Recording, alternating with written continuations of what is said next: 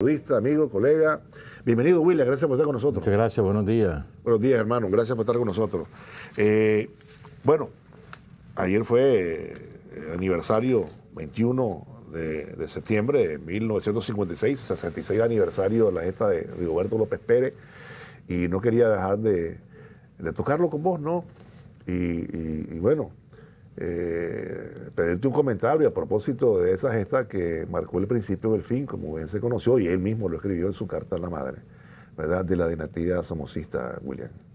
Y recordar quizás también que no, la ejecución final es individual, pero una preparación colectiva, claro, que duró más de un año, ¿no? En preparar condiciones, casas de seguridad, entrenamiento a Rigoberto para que supiera disparar.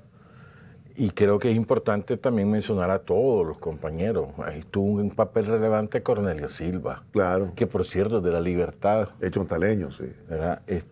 Ausberto Narváez, Juan Calderón, que poco se le menciona, el propio Ausberto Narváez, Edwin Castro, ¿no? Es decir, creo que, y hay otros más. Pues, y otros que estaban en Centroamérica, inclusive, había una gente en El Salvador. Aquel capitán de la Guardia, Alfaro, que estuvo Alfaro, en el 54. Correcto. Es decir, fue importante, él estaba acuerpado para prepararlo, y después fallaron todos los detalles, etcétera, que ya conocemos. Ahora, yo me pongo en el lugar de él, ¿no? 26 años, qué clase de valentía de hombre, él sabe que él no va a salir vivo. Claro. Que existe un 2% de probabilidad de que logre salir, pero él está decidido y no lo hace por él. Él por sí mismo no tenía ninguna necesidad. Él es una acción justiciera y él lo asume así. Voy a hacer justicia por los nicaragüenses. Voy a intentar que esto se acabe, ¿no? O sea, lo que quiero decir es que no fue una acción espontánea, fue preparada. No fue tampoco una acción voluntarista, a mí me da la gana hacerlo porque me cae mal, no, lo hizo con una conciencia que construida a lo largo de toda su corta vida, pues. Y creo que también hay que destacar a la mamá de Rigoberto, ¿no? Que también poco la mencionamos, ya falleció, creo yo, sí. pero fue una mujer entera, porque la Guardia la persiguió. Y una mujer entera. Fíjate que se nos ha olvidado también, la represión que hubo después fue indiscriminada, es decir, a cualquiera.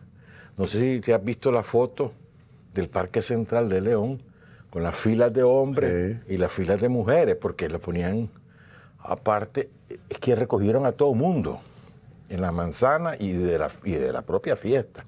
Claro, sí. Recogieron, no se escaparon, sí. Sí, recogieron a todo mundo.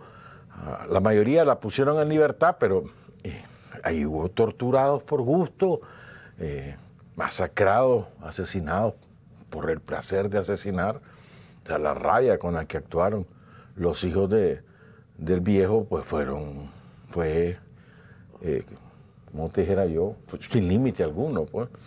Y lo otro que quisiera recordar es cuando Somoza muere en el canal de Panamá, que lo traen, y el arzobispo de Managua gestiona con el Papa Pío XII que lo nombren príncipe de la iglesia para enterrarlo con esos honores. Claro. Y estaba toda la conferencia episcopal en la Catedral de Managua presidiendo la misa del asesino de Sandino y de miles de nicaragüenses. O sea, a mí me parece que eso no tiene perdón. Porque a Rigoberto no le hicieron ni misa. No, claro. Se fueron a tirar por un lado. Y siendo su mamá una mujer muy devota, claro, ¿no? Es decir, a Sandino no le hicieron misa. En cambio, sí se la hicieron a Somoza García después de asesinar a Sandino de agradecimiento. ¿Te acordás? Ahí en Granada, y después se fue para León. Misas de agradecimiento por ser quien era. Es decir, estamos hablando de la doble moral, ¿no? De la jerarquía católica en este país, que no podemos olvidarla porque es su comportamiento sistemático a lo largo de todos estos años. Claro. Pero ahí está Rigoberto, pues, y yo creo que le preguntaron, dicen, si lo volvería a hacer. Le preguntaron a uno de sus familiares, sí, claro, que estoy seguro que lo volvería a hacer. Chele, hablemos un poco sobre el tema de Rusia, Ucrania, El presidente Putin hizo un discurso recientemente, ha llamado a la milicia, a reservas, a los reservistas, ha hablado de 300.000 efectivos, ha hablado de la defensa de Rusia, ha tocado varios temas, ha dicho que con ese chantaje nuclear no caminan las cosas, que se le podría revertir la situación a los que le amenazan y que defenderán Rusia a cualquier costo. Y habló de que no es un bluff. Es decir, ¿cómo ves la situación ahora en este momento? A propósito que está también la 77 sesión de la Asamblea General de las Naciones Unidas, ¿no? Y el presidente Putin advierte al mundo que lo están chantajeando, continúan enviando armamento para Ucrania, ¿no? Continúan intentando sancionar a pesar de que son ilegales. ¿Cómo ves la situación? Creo que es importante recordar el origen de lo que está ocurriendo.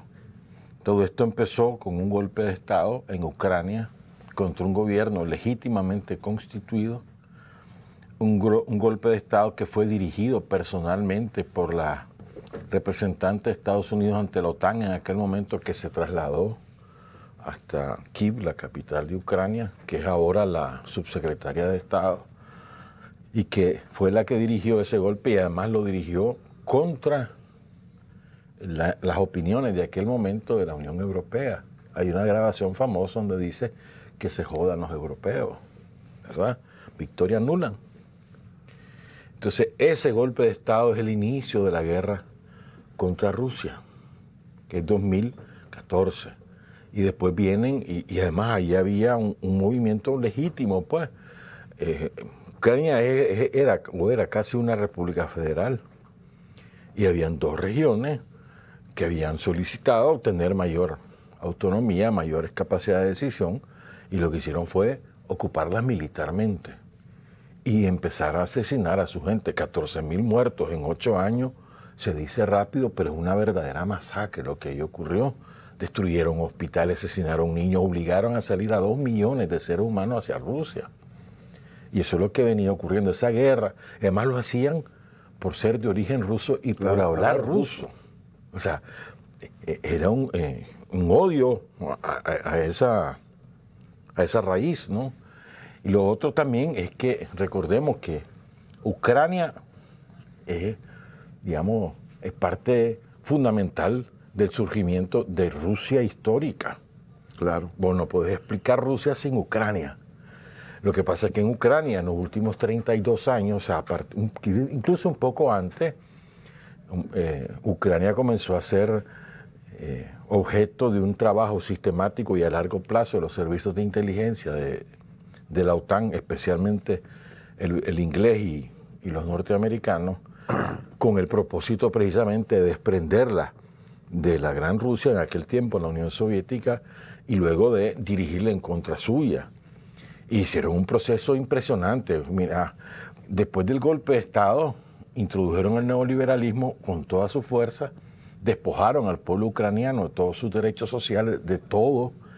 El país ahora, que antes de que Rusia se empezara a defender, el país con mayor índice de tráfico de órganos era Ucrania, porque a los pobres, cuando no tienen nada, vendían hígado, riñones, todo, ¿verdad? Es decir, a eso lo llevaron, ¿no? Las minorías, las élites. Hasta ventas de mujeres y todo, además, el tráfico de mujeres. Tráfico de personas impresionante. Yo recuerdo, mira, y de esto me acuerdo cuando yo viajaba, hace ya muchos años que no viajo, pero cuando yo iba a Europa, cuando uno conversaba con la gente de cualquier cosa, ahí siempre salía el tema, porque uno pasaba por determinado sitio y esas son prostitutas, y la mayoría son ucranianas, te decía, y de Europa Oriental, pues.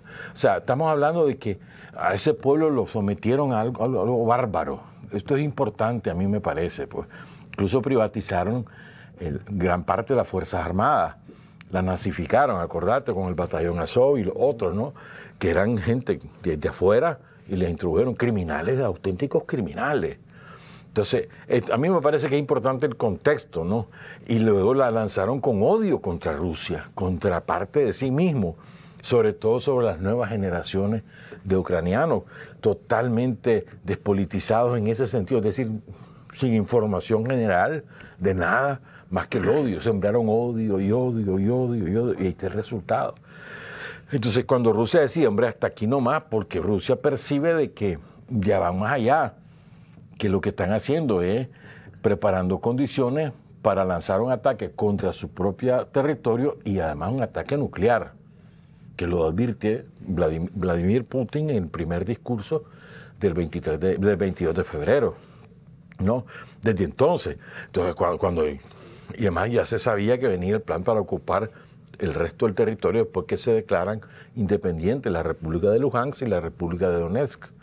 Entonces, este es el origen de lo que está ocurriendo. Claro. Es decir, una agresión en toda regla contra el pueblo ruso y además, como decía el presidente Vladimir Putin en su discurso de ayer, ya ni siquiera guardan escrúpulos y han dicho claramente que lo que quieren es partir en 1000 pedazos Rusia y que desaparezca la cultura rusa como tal. O sea, es impresionante ya el descaro. Además, te ponen los mapas de cómo va a quedar según ellos, etcétera. Entonces no le queda más remedio a Rusia que defenderse. No puede quedarse con los brazos cruzados cuando le está diciendo claramente queremos que vos desaparezcas de la faz de la tierra. O sea, bueno, y el conflicto viene también por el asunto del avance de la OTAN y la violación de acuerdos y todo lo demás también. Sí, pero por eso te decía yo. Voy a hablar del origen desde el 2014 y todo lo que venía ocurriendo. Es que 2014 son los protocolos de Minsk 1 y 2, donde el gobierno de ese momento se compromete a respetar la autonomía, pero después dijeron, los que firmaron ese acuerdo, dijeron de que sí, que ellos habían afirmado que no, pero que no iban a cumplir jamás. Y desde los batallones de extrema derecha que maneja la OTAN y sobre todo el servicio de inteligencia inglés, desde ahí dijeron, si lo hacían nosotros los matábamos. Eso lo dijeron claramente. Porque me parece también que es importante recordar algo que dijo el presidente Vladimir Putin ya hace como 4 meses, y también lo dijo el ministro de Defensa. Para ello, esta guerra está dirigida por la OTAN, encabezada por Estados Unidos, y por los ingleses. Esos son los centros de decisión. Entonces, cuando dice el presidente Putin, y Shoigu también lo dice, que si siguen los ataques contra Rusia, ellos van a atacar los centros de decisión, no se está refiriendo a Kiev. Se está refiriendo a los centros de decisión de la OTAN. Es decir, si esto sigue, vamos contra ustedes, se los está advirtiendo. Y siguieron, y hoy hubo un bombardeo esta madrugada para nosotros, la mañana para ellos, sobre los barrios residenciales de la ciudad de Donetsk. Mataron a 5 y destruyeron muchas casas. Pues. Es decir, eso es de todos los días. Y esa es otra cosa importante que lo decía ayer Shoigu, el ministro de Defensa. Decía él, en algún momento nosotros pensamos, dice que había tal descontrol de las Fuerzas Armadas de Ucrania, la AFU, que bueno, comenzaban a disparar a la loca. ¿No? Que a hospitales, que a escuelas, que a estaciones de buses o que a estaciones de tren. Pero no, dice, no es que no están descontrolados, eso es el objetivo. Lo hacen deliberadamente, ese es un plan.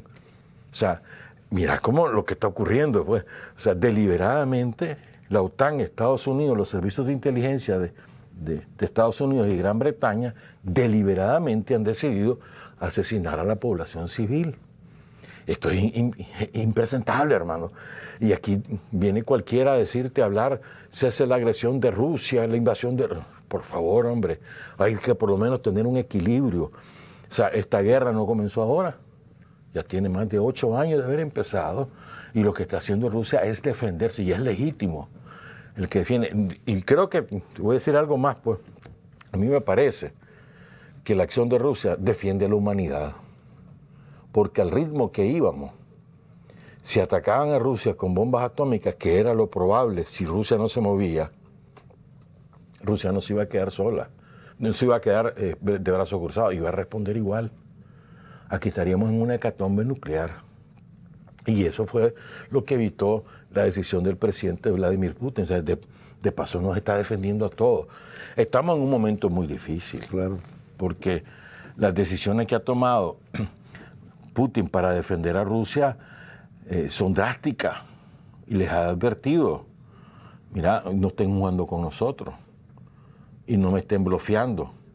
Y no me estén amenazando con armas nucleares. Yo no blofeo, yo me voy a defender con todo lo que tenga si ustedes me atacan. Se lo está diciendo con toda claridad y no blofeo. Claro. Recordemos además que Rusia tiene las armas más poderosas de tipo nuclear. Eso que presentaron hace 6 meses es escalofriante. Pues un cohete capaz de darle la vuelta a la Tierra y pegar en el blanco. Y una vez que pega, desaparece todo en la redonda en quién sabe cuántos kilómetros.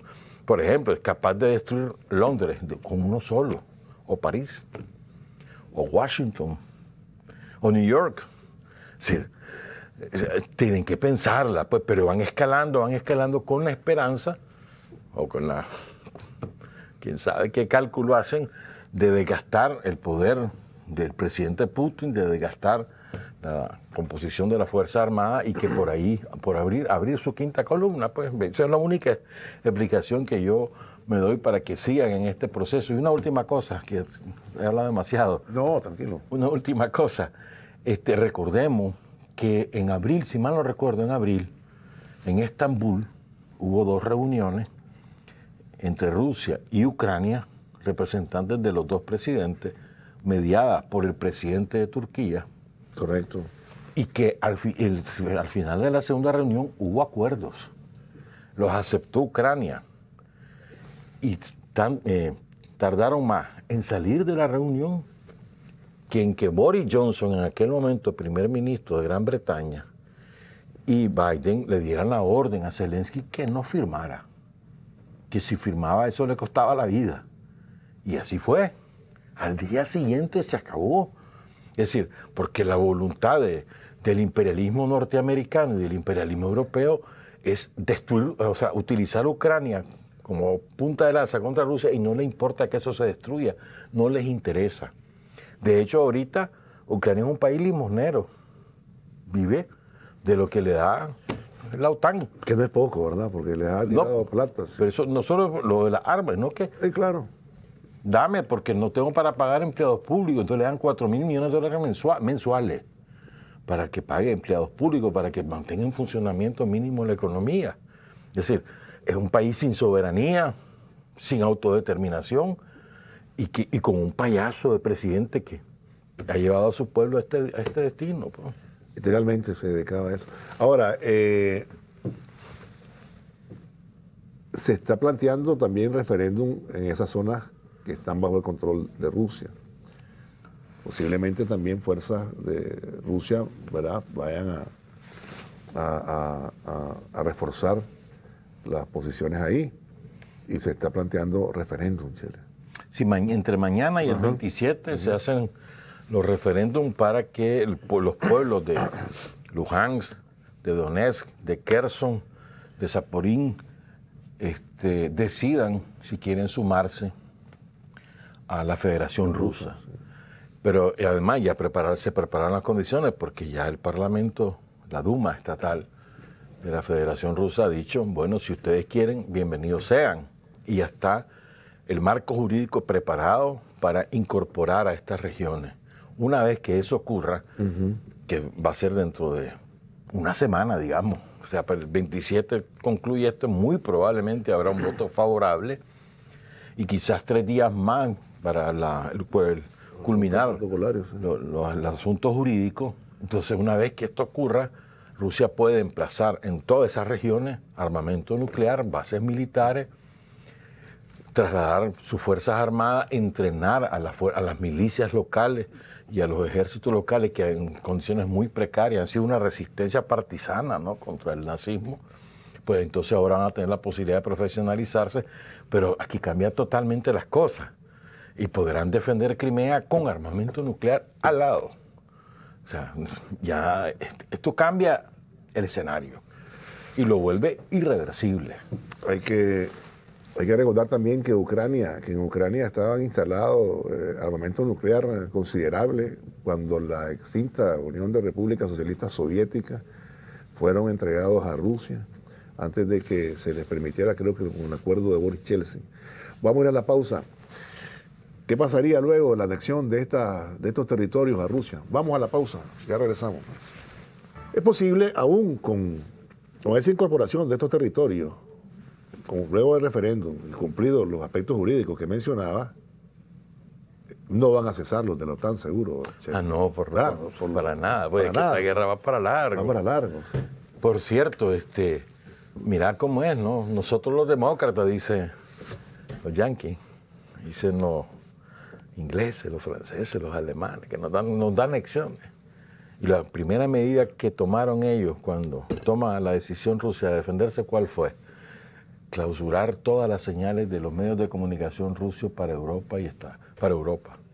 Y no hay forma de que... Ayer, por ejemplo, un amigo desde Suecia me manda un enlace y me dice, mira, que aquí no lo puedo leer, mándamelo el texto. Porque no pueden leer nada que venga de los medios rusos, los tienen prohibidos, los demócratas, ¿no? De Europa. A mí me parece, y fíjate que hay otro origen que vos mencionabas rápidamente hace un rato. El otro origen es que la vocación imperial es efectivamente ocupar el extensísimo territorio de Rusia. Rusia es el país más grande del mundo, que no se nos olvide, con reservas infinitas de gas, de oro, de titanio, de petróleo y de tantas otras cosas. Eso es infinito, o sea, hay muchas zonas inexploradas y además tienen el Ártico, etcétera. Pues, o sea, ese es un apetito, eso satisface cualquier apetito de los imperialistas, ¿verdad? Sobre todo cuando ellos ya han hecho finitos sus propios recursos porque se los acabaron, ¿verdad?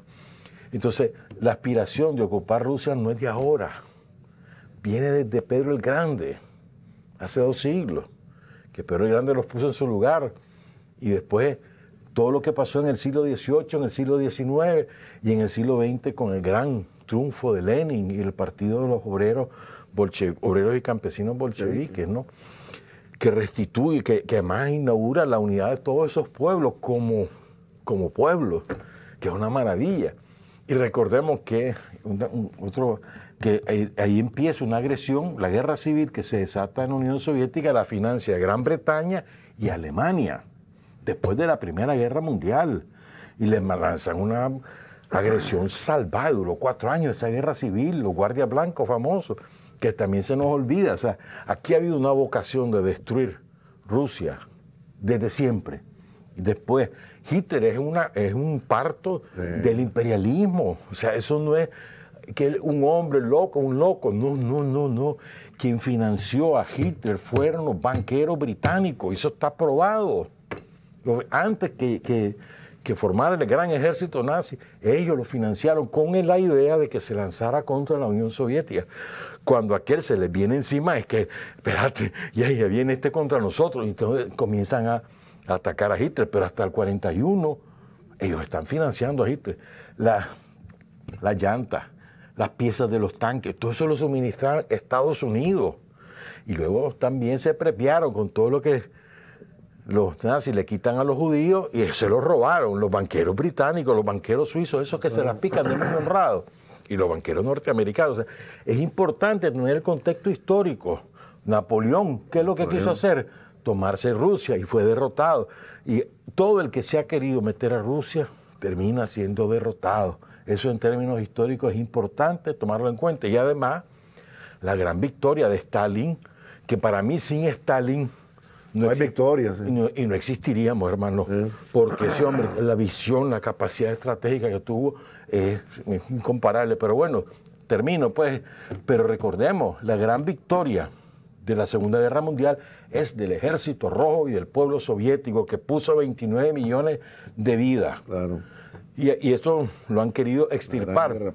Y también me parece a mí importante, ¿por qué ahora la ofensiva contra Rusia no hace 30 años? Empezó hace 30 años, acordate, con el borracho de Yeltsin, ¿no? Que le hicieron, él le creyó la palabra a los gringos. No, hombre, yo no voy a pasar de aquí, no te voy a poner cerca dale pues. Sí, y ahí está el resultado. Se acercaron a la frontera, a los límites con Rusia, emplazando armas nucleares. Y ahora lo querían hacer por la retaguardia, por Ucrania. Pues. Entonces empezó hace 30 años, pero yo creo que también tiene que ver con esto. La generación que vivió en carne propia el nazismo, digamos, los nietos de los protagonistas de la Segunda Guerra Mundial, ya casi todos murieron. De manera que las nuevas generaciones europeas han sido deseducadas. A ellos les enseñaron que ellos le ganaron a Hitler a pesar de los soviéticos, que ellos son los grandes protagonistas, los británicos y los norteamericanos. Y vos lees los libros de historia que esos niños estudiaron en los 80, en los 90 y aún ahora, y vos has desaparecido la Unión Soviética y Rusia y alimentado más bien una aversión a la Unión Soviética por la vía de los materiales de estudio y de los medios de comunicación, ¿verdad? Entonces, hoy en día, vos decís, ¿cómo es posible que los pueblos europeos respalden a este nazi que está en Ucrania si ellos vivieron a Hitler?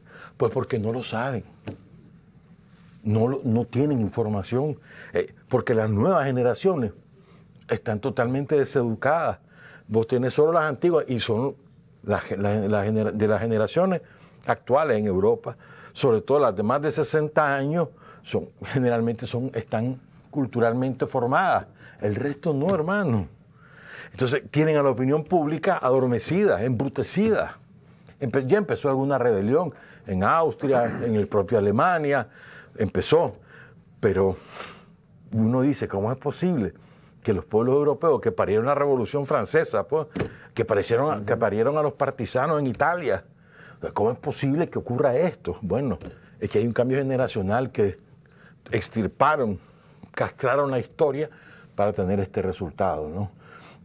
Y el ensayo fue lo del COVID, pero bueno, eso es harina de otro costal. A mí me parece que estamos en un punto de quiebre, ¿no?, de la humanidad, ¿verdad? Y yo creo que, o sea, por eso, entre más veo lo del mundo, más danielista me vuelvo. Daniel no dudó de un principio, hermano. Estamos con Rusia, porque es un parteagua. ¿Con quién está? Aquí no hay medias tintas. Aquí no hay que querer quedar bien con este y con el otro. No, yo estoy en medio. Yo quiero la paz.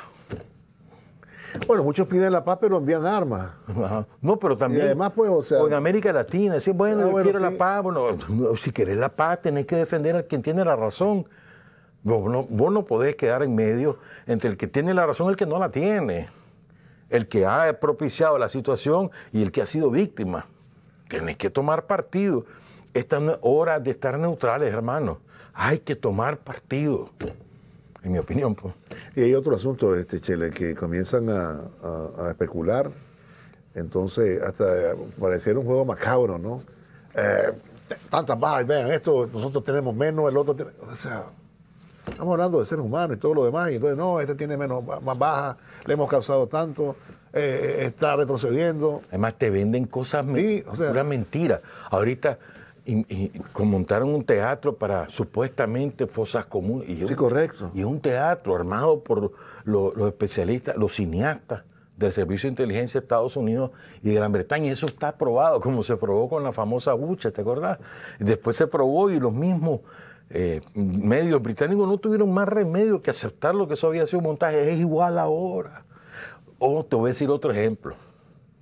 Rusia es la culpable de que haya hambre en los países pobres del mundo porque no deja salir el trigo de Ucrania. Mira cómo es de mentira.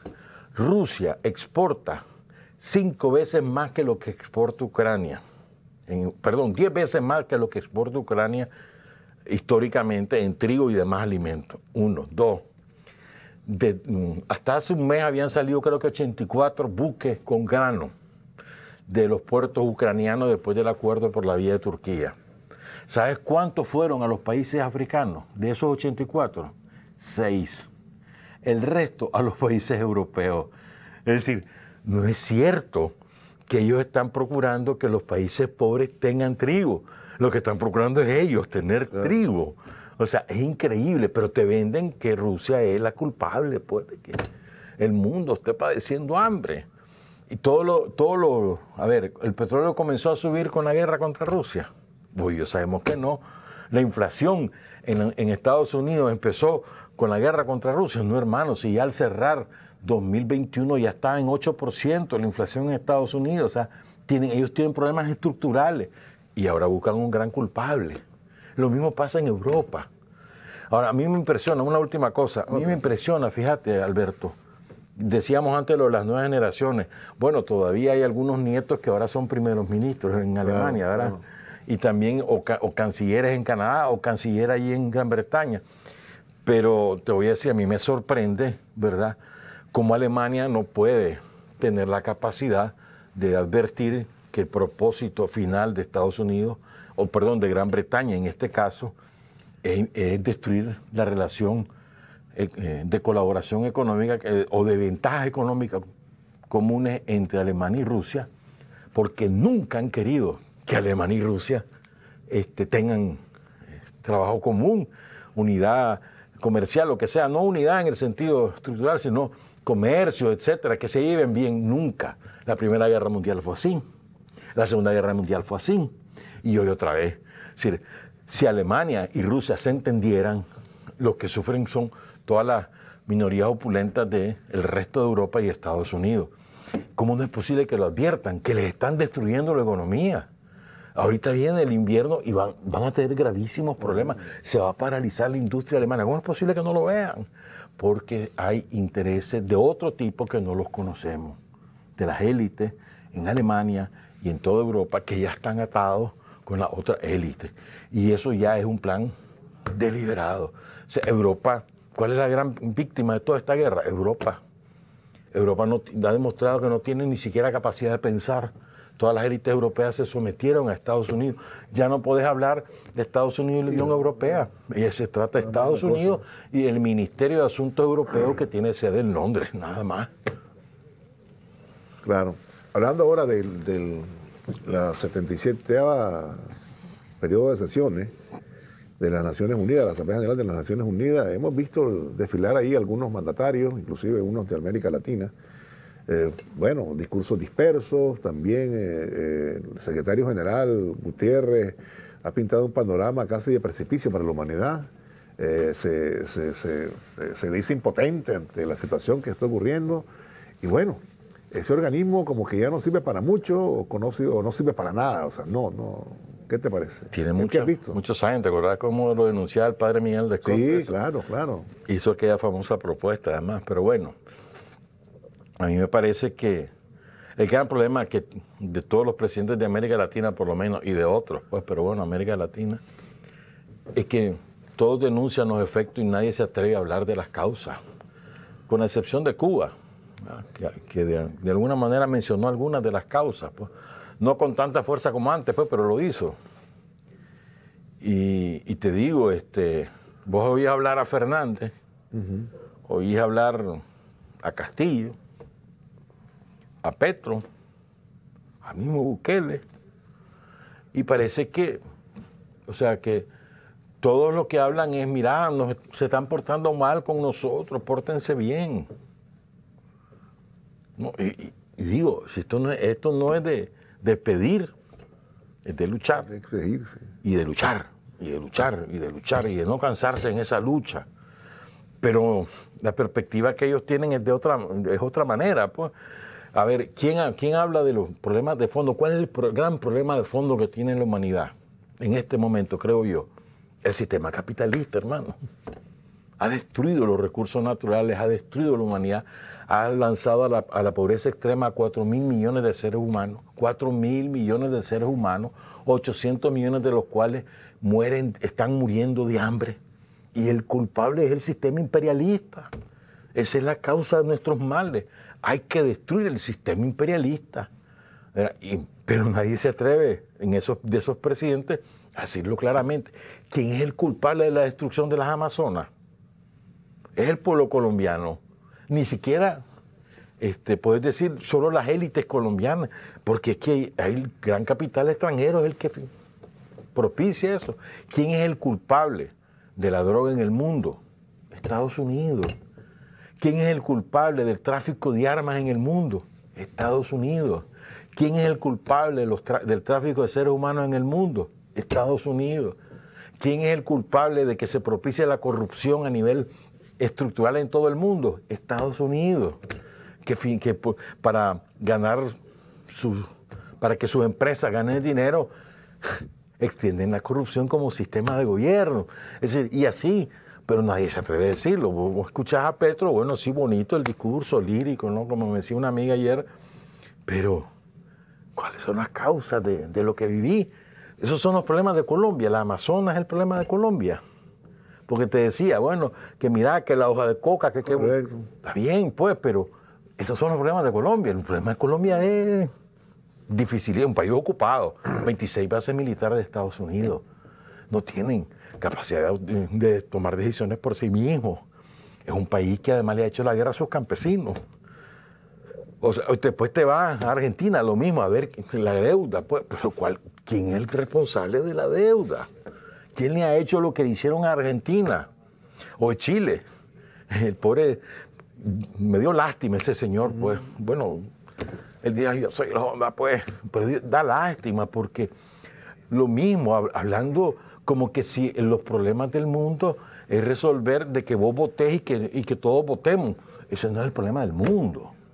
Y el problema de Chile quedó probado. El referéndum no probó. No, es decir, ¿quién ataca las causas? Yo quiero tener justicia social. Eso es lo que claman los pueblos. Quiero justicia social. Y es el clamor universal. Y justicia social significa derechos sociales. Justicia social significa tener comida en la mesa. Justicia social significa vivienda. Y eso es lo que demandan los pueblos, el pueblo de Chile incluido, por supuesto. Entonces, lo triste de todo esto es que todo el mundo repite palabras y frases hechas, elaboradas a lo largo de décadas por los think tanks, le dicen, ¿no? Los tanques de pensamiento y por los babosos que lo repiten en nuestras partes y ya se sienten sabios, expertos. Y pues se ponen saco y corbata y comienzan a hablar que la democracia, que no sé qué. Lo que yo digo es, ¿por qué no vamos a las causas? ¿Cuáles son las causas de que estamos como estamos? Y las causas están ahí en el sistema capitalista, en el imperialismo, como sistema de dominación mundial. Mientras eso no se acabe, hermano, esto va a seguirse deteriorando. Bueno, alguna que otra palabrita tuvieron, digamos, Fernández para Cuba y Venezuela, habló de las sanciones, que las sanciones únicas son las de las Naciones Unidas, el Consejo de Seguridad, que las otras unilaterales no son posibles. Y bueno, y que hacía suya los reclamos de Venezuela y Cuba. Bukele dijo, bueno, vengo de un país que ha sido ultrajado y queremos los respetamos, queremos que los respeten, ya sabes, algunas palabritas, ¿no? Bukele llegó, la parte inicial, pues, correcto. Repitió como 5 veces que llegaba de un país de volcanes, correcto, de playas y surf. Pero dice Bukele, pues mira, yo soy un país pequeño, yo lo que quiero es que me dejen en paz, además me va bien. Pero ¿por qué lo pide? Pues tienen que exigir, hermano. O sea, ¿por qué? Llega en plan, a ver, pues, ay, déjenme trabajar. No. Entonces, pero te quería llamar la atención sobre esto. Vos viste al presidente de Serbia, a Vučić, ¿no lo viste? Te dice Serbia, bueno, pues, ¿y qué diferencia hay entre Serbia y Ucrania como nación soberana? ¿Por qué a Ucrania la tratan de esa manera y a nosotros de otra? ¿A qué se refiere? Porque es que, a propósito que vos hablaste de las resoluciones de Naciones Unidas, avión, porque mira, a ver, resolución 1492 creo que es de Consejo de Seguridad de Naciones Unidas en 1999, cuando lanzan el bombardeo masivo de la OTAN contra Yugoslavia, en particular contra Serbia. ¿Qué resolución ampara eso? Ninguna. Pero ahí después toma el Consejo de Seguridad una resolución que dice, bueno, vamos a meternos a Kosovo, que se salgan los serbios, y cuando ya todo termine, que Serbia regrese. Y no se lo han permitido. Y eso es una resolución de Naciones Unidas. El anexo número 2, eso dice. Eso es lo que reclamaba Vučić ayer o antier. Es decir, nosotros estamos amparados por el derecho internacional y a ustedes no les importa. Y se quieren anexar Kosovo. ¿No? Es decir, es que por donde quiera que vos ves, hay doble rasero. Viene el sinvergüenza de Biden porque ese es un sinvergüenza. ¿Verdad? Viene ese, como decía Chávez, ¿no? Huele a azufre. Viene el sinvergüenza de Biden y dice, nosotros, dice, estamos en contra de que se agreda países pequeños. ¿Y qué han hecho con Nicaragua? ¿Qué es lo que están haciendo ahorita? ¿Y qué han hecho con Nicaragua en términos históricos? ¿Dónde han metido sus tropas? Pero Biden, ¿qué calidad moral tiene? en 1996, 97, cuando está la guerra contra Yugoslavia, él es el que dice, ¿cómo es posible que no estén destruyendo los puentes? Yo me encargo de eso. Lo dice en una sesión del Congreso, que está grabado. Y Yugoslavia, un país pequeño que lo destruyeron y se lo repartieron entre ellos. Es decir, ¿qué calidad moral tiene Biden? Y después comienza a hablar, estamos de acuerdo que Naciones Unidas hay que reformarla. Y se han opuesto todos estos años. ¿Por qué lo dice ahora? Porque quieren sacar a Rusia del derecho de veto, quieren quitarle a China el derecho de veto y quedarse solo ellos con el derecho de veto. Ese es el fondo. Queremos ampliar el Consejo de Seguridad y se han opuesto todos estos años a que eso ocurriera. ¿Por qué lo hacen ahora? Porque quieren meter a sus países ahí adentro, Alemania, Japón, que son los que están en primera fila. Yo, Corea del Sur, yo quiero, lo quieren poner a ellos. Es decir, están en una doble moral. Es más, la pose, ¿no?, de Biden. Cualquiera diría, qué buena gente ese viejito. Semejante sinvergüenza, hermano. Con un hijo ladrón, narco, negociante que tenía los intereses en Ucrania. Digo, puchica. Y lo peor del caso es que algunos se lo creen.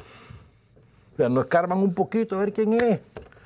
No sé, o sea, eso es lo que me parece lamentable. Naciones Unidas no sirve hace tiempo.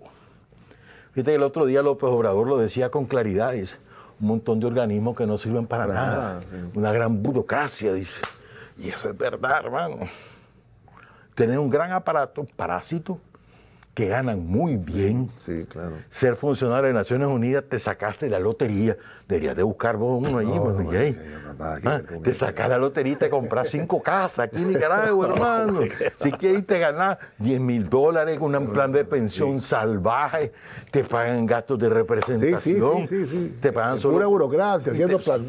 Pasar sentado jugando naipes ahí, después del fondo, hay que hacer el informe, copy paste, ya está, aquí está el informe. O sea, así es, sí. Naciones Unidas no sirve. Esa es la realidad, un montón de gaveteros y hacen los proyectos, los engavetan, cobran comisiones por los reales que colocan, sí, claro. Pero ha sido deliberado. Eso deliberadamente pervirtieron en Naciones Unidas para que no sirviera.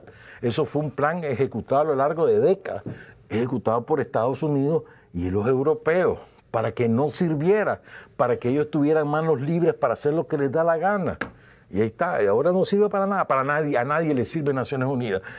Me dio pesar, sinceramente, ver a Xiomara Castro, la presidenta de Honduras, buscando a Antonio Guterres, el secretario general de Naciones Unidas, para que le firmara ahí el plan de intervención oficial sobre Honduras, pues, la famosa CICIG. Da pesar, pues, porque, bueno, sí, uno entiende, es un país también ocupado, Honduras, ¿no? Pero bueno, la lucha de ese pueblo ha sido, el pueblo hondureño es valiente y tantos mártires, ¿no? Mucha gente ha muerto, sí. Asesinada, ¿no? Sí. Y toda la gente que tiene que huir, pues, o sea, muy triste.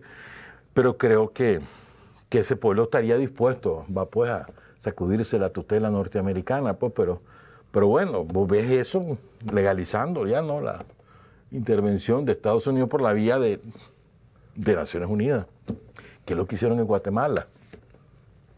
Guatemala es un país intervenido, claro, que no tiene autonomía sobre sus asuntos, pues. O sea, porque para eso es Naciones Unidas, para eso le sirve a Estados Unidos. O sea, con el amparo, que es la fama, ¿no? La sigla. Me recuerdo, el anterior presidente, no sé si de 2 periodos atrás, había firmado esa comisión, no sé cuantito, parecida a la de Honduras, y después vio que se le venían contra él y dijo, no, esto no. Pero de todas maneras, la volvieron a poner. La volvieron a poner, sí, hombre. Y esa comisión es la que dice que tuvo un colombiano. Ese es malo, ese funcionario, quítenlo. Y lo tienen que quitar. Mira, ese poder electoral, no, está malo, pongan este. Y eso es lo que le va a pasar a Honduras ahora. Un interventor, sí, claro. Sí. Y ¿quién nos patrocina? Estados Unidos. ¿Quién nos financia? Estados Unidos. Llega a hablar Biden de derechos humanos y de presos políticos. Hermano, por Dios, si hay una cantidad que ni siquiera se sabe cuántos prisioneros políticos tiene Estados Unidos, porque la ley patriota autoriza meterte preso sin decirle a tus familiares, sin decir dónde estás y sin que tengas derecho a juicio. Y son montones, no se sabe cuánto. ni siquiera se sabe en qué cárceles están. ¿Qué derecho humano me habla Estados Unidos con la base de Guantánamo y los presos que ahí tienen, las torturas a las que ha sometido? ¿De qué derecho humano me habla Estados Unidos si todos los días matan negros por ser negros? ¿De qué derecho humano me habla Estados Unidos si manda a matar inmigrantes en el muro? Y ahí resulta ahora, se derribó el muro de Berlín y eso se puso el gran triunfo de la democracia, ¿no? Claro. Y ahora están poniendo muros ellos por todos lados. Prohibido que lleguen los rusos, prohibido que lleguen los inmigrantes. O sea, entonces, ¿en qué mundo estamos? O sea, en el mundo de la doble moral y la hipocresía. De eso yo lo que yo extraño, que en Naciones Unidas, a ver, hermano, esto es lo que está pasando. Dejémonos de tonterías. Ah, no, pero todo el mundo quiere quedar bien con Dios y con el diablo, con Lucifer, claro. Entonces se navegan ahí, que mira, que la paz, que es un discurso sin sustancia, hermano. Eso es lo que yo percibí, pues. Pues solo podemos esperar la cena y la foto oficial. Sí. Y ellos son los que disfrutan la comida. Bueno, y vos también. No, vive. Eso es lo que podemos esperar, la cena y la foto. Ya sabes, aquí estamos, pues ahí no se reunieron.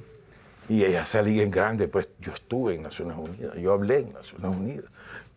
Y lo peor del caso es que el mismo Bukele dice, yo he dicho que esto no sirve, pero de todas maneras vengo. Sí. Y entonces, hermano... No, pero la mayoría está claro que no sirve, pues. Pero no hacen nada para cambiarlo. Porque sí, claro. Y por otro lado también el mismo Guterres me sorprendió que dice, esto estamos impotentes ante todo lo que está pasando, todo lo que está ocurriendo. Pero no dice las causas. No. Todos hablan de los efectos, pero ¿cuál es la causa?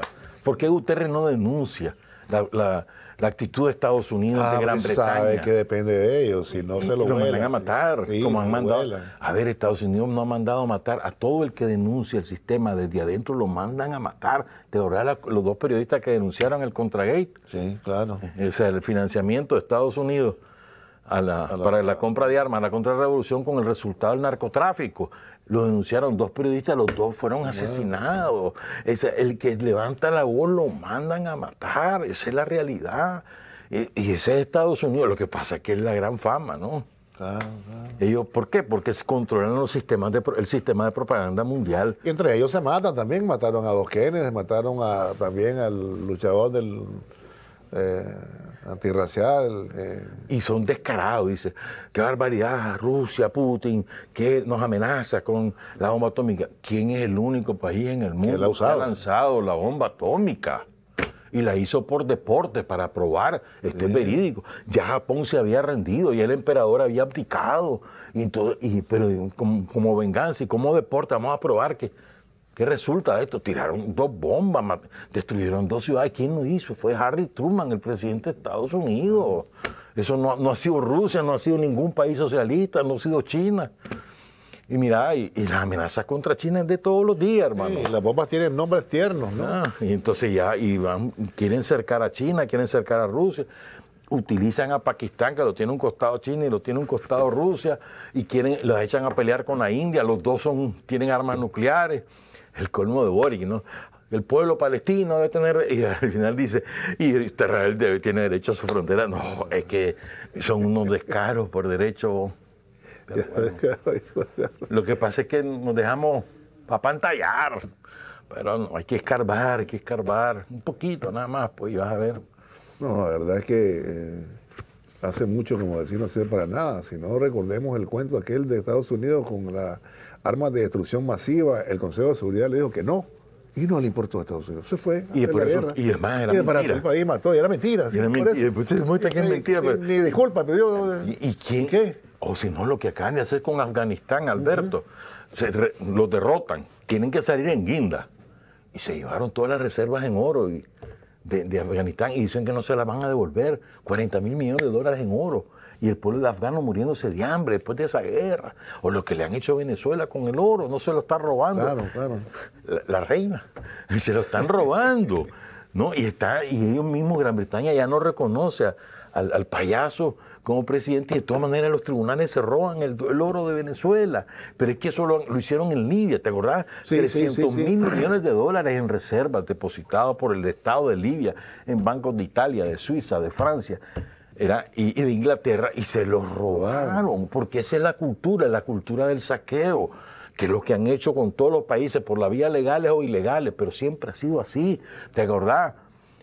¿Cómo se forjó el Imperio Británico? Con el tráfico de esclavos. El principal traficante de esclavos en el mundo era Gran Bretaña, que llevaba y traía, secuestraba, asesinaba en África y los traía para acá. Pero además, la otra fuente de ingresos de Gran Bretaña eran los piratas, los corsarios, los bucaneros. Y aquí en Nicaragua fuimos víctimas de ellos, ¿te acordás? Claro. Sí, ese es el Imperio Británico, ese es su origen y esa es su manera su filosofía. Así actúan, van y saquean. Y después se lavan las manos y pobrecito, pues hay que ayudarlo, pero se robaron toda la riqueza. No se adueñaron ahorita de la plataforma petrolera de Siria y no tienen una base militar ahí, pues, y se roban ese petróleo y nadie los ha autorizado. Pero así podríamos seguir, hermano. No, estoy claro. Te agradezco, William. Gracias por haber llegado. El tiempo nos ha alcanzado, las 7:59 de la mañana. Vamos a ir a una pausa. Muchas gracias, William. Vamos a la pausa, ya regresamos.